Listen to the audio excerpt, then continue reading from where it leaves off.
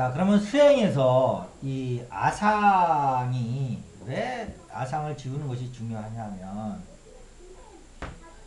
불교 체계가 수행 체계가 사실은 복잡한 것 같은데 또 알고 보면 또 이것처럼 좀 단순한 것도 없어요. 음. 사성제 고진멸도 안에 다 들어가요. 팔만사점 대장경이 여기 다 들어간다고. 근데 고집이라는 것은 고통이라는 거고 고통의 원인을 얘기하는 거고 멸도라는 것은 이제 고통을 멸하고 이제 열반에 드는 것을 얘기하는 게 멸도고 이렇게 나눠질 수가 있어요. 근데 고통의 원인이 뭐냐라고 보면은 그게 아상으로부터 시작된다는 거예요. 그래서 아상을 지우면 고집멸도의 그 전 과정이 다 이렇게 해결이 된다는 거예요. 그러니까 아상이 있음으로 해서 고통이 생기는 거고 거기로부터 예, 탐진치가 나오는 거고 거기로부터 모든 윤회가 나오는 거예요. 아상이라는 데부터. 그래서 이 근원에 해당하는 고통의 근원에 해당하는 이 아상을 지워버리면 아상으로부터 출발된 모든 문제가 힘을 잃어요. 뚝 끊어지는 겁니다.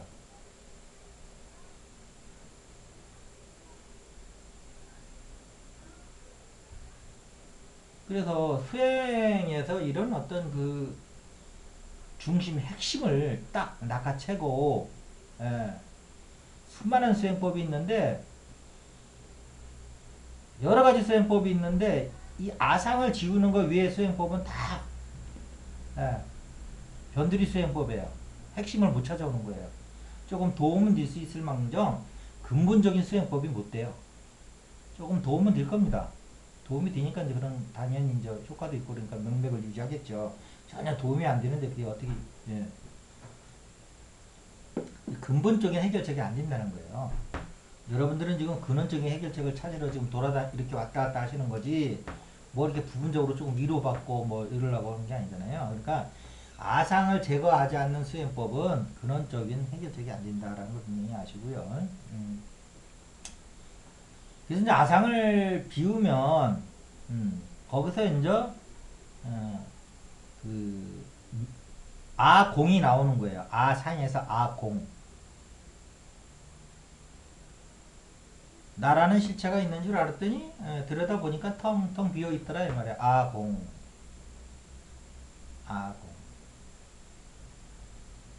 그러면은 아상과 아공은 무슨 차이가 있냐면 아상이 있을 때는 걸리지 않는 것이 없어요. 세상에.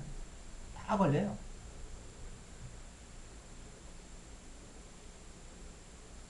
그런데 아공을 중득을 하면 걸림이 없어요.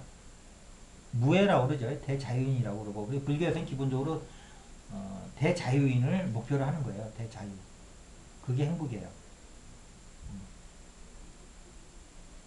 그래서 불교에서 이제 그 고의 원인을 가래라고 그러는데 가래 갈망한다 이거죠. 근데 그것이 더 근원적으로 보면 아상이 있기 때문에 가래도 나오는 거예요. 그러니까 아상은 나중에 가래만 없으려고 그러면 이것은 끝없는 자기와의 전투가 돼요. 전쟁이 되고 가래 없을 필요 없어요. 아상을 지우세요. 그럼 가래는 힘을 잃어요. 아공을 증득했는데 어떻게 거기서 가래가 나오겠어요? 근데 지금 가래를 지우는 쪽에 막 이렇게 열심히 수행하시는 분들이 있단 말이에요. 아공을 만나는 수행법을 놔두고 조금은 좀 노력하는 만큼 유의법이니까 지워지겠죠. 그러나 근본적인 해결책은 안 된다는 걸 분명히 아시기 바랍니다. 그래서 불교에 우주 삼라만상이 펴지는 것도 아상 때문에 펼쳐지는 거고 우주 삼라망상이 걷어지면서 공의 자리로 들어가는 것도 아공을 만났을 때 예, 되는 것이다 라는 것을 요점을 딱 틀어지고서 예, 모든 세상의 모든 수행법을 비교를 하시고 자기가 찾아가서 공부할 때를 이 어떤 그 좌표로 쓰시란 말이에요. 제가 지금 말씀드린 거를. 자, 그런데 불교의 수행법을 보면 이제 개정해라고 나옵니다. 개정해라고 또 엮어질 수가 있어요. 그러니까 고진멸도가 그 고진멸도에서 도라는 게 이제 팔정도를 얘기하는 거거든요. 팔정도는 또 이제 개정해로 이제 그 요약이 돼요. 계율을 지키고 정, 응? 삼매를 통해서 지혜를 증득한다. 이런 거예요. 응?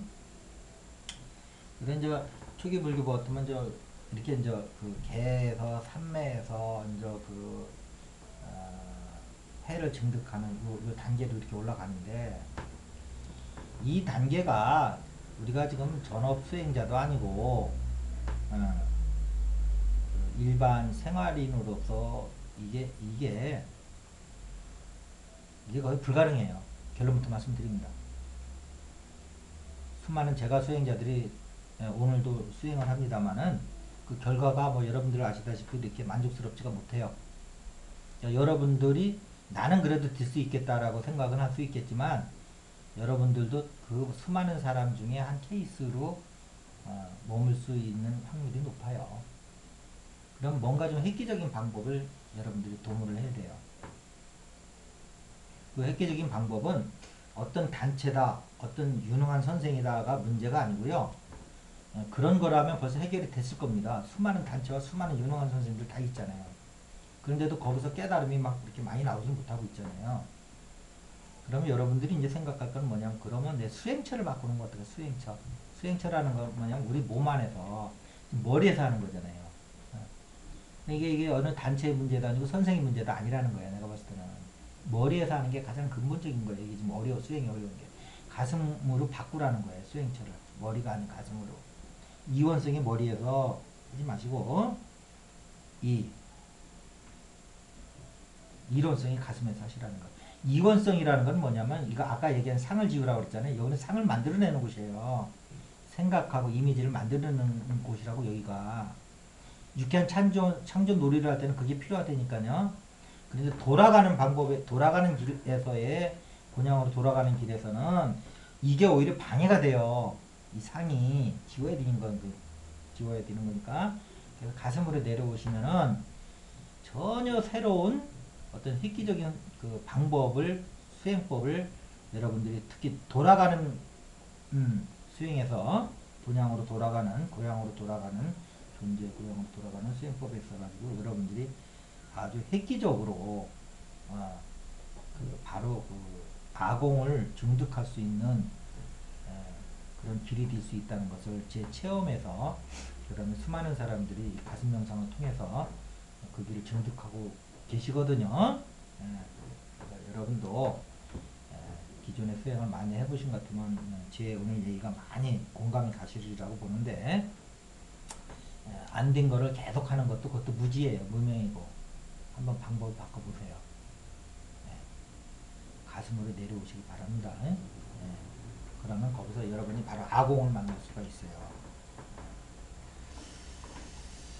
그래서 이제 가슴에서 이제 그 아공을 만나면 내가 비어 있다는 거죠. 거기서 가슴에서 철저하게 철견을 하는 겁니다. 철저하게 증득을 해요. 철저하게 증득을 하면 그때서 불교의 모든 84천 대장경을 다 들여다봐도 거기에서 어느 하나 틀림이 없다는 걸 확인할 수가 있어요. 부처님이 위대하다는 걸 발견하라는 게 아니고 84천 대장경에서 내가 증득한 거하고 하나도 틀림이 없다는 것은 뭔 얘기하면 거꾸로 내 수행법이 바로 돼 있다는 걸 확인하시라는 거예요. 그랬을 적에 걸림이 없는 대자유를 획득한다고요. 그랬을 적에 불교에서 무명의 가장 큰 원인으로 뽑는 가래가 제거되는 그런 어떤 획기적인 사건. 가래는 아직 남아있죠. 탐진치니까 남아있지만 거기로부터 자유로워져요. 그래서 이제 이런 상태를 나는 세상에 속해 있지만 나는 세상에 속해 있지만 나는 세상 사람이 아니다. 이렇게 얘기를 할 수 있는 거예요. 그래서 이 첫 번째, 두 번째 시간에 이어서 이제 세 번째 시간으로 넘어갑니다만은 우리가 그 여러 가지 수행법이 있는데 들어가는 수행법이 있고 나오는 수행법이 있다. 그다음에 특히 이제 고향으로 들어가는 수행법에서는 수많은 여러 가지 수행법이 있지만 근본적으로 모든 것이 아상 때문에 벌어지고 있는 것이기 때문에 아상을 지우는 수행법을 들어가시라. 아상을 지우는데 그것을 가슴에서 여러분이 그것을 증득하시기를 바란다고 얘기한 것이 지금 첫 번째, 두 번째 시간의 내용이었습니다. 다음에 또 세 번째 시간으로 넘어가도록 하겠습니다.